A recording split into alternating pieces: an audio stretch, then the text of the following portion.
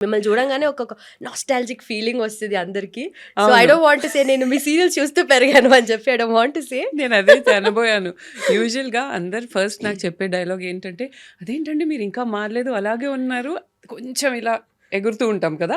ఆ టైంలో నేను చిన్నప్పటి నుంచి మీ సీరియల్స్ చూసా నేను కూడా చిన్నప్పటి నుండే చేస్తున్నాను అని చెప్పాలి. నేను అదే చెప్తాను అంతే కదా! యాక్చువల్లీ. యాహ్! రైట్. ఒక 'పద్మవ్యూహం' ఒక ఆ టైంలో సీరియల్స్ కూడా డిఫరెంట్ ఉండే.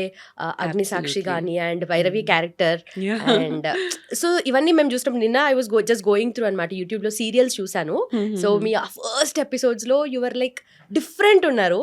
అండ్ చాలా యాహ్! చేంజ్ అయ్యారు ఇప్పటికి కూడా. Yeah. You're the first one to say that to me, but I accept it. Thank you. Because I feel that change is the only constant. మనం కాన్స్టెంట్‌గా ఇవాల్వ్ అవుతూ ఉండాలి. అంటే expecting that I look like when I was 20 or feel like I was 20 అనేది అది very unrealistic. And where is the growth if you no want to go back to that. So, నేను ఎప్పుడైనా నాకు ఎవరైనా నువ్వు మారిపోయావు అంటే నేను కాంప్లిమెంట్‌గా తీసుకుంటాను. Because that is growth.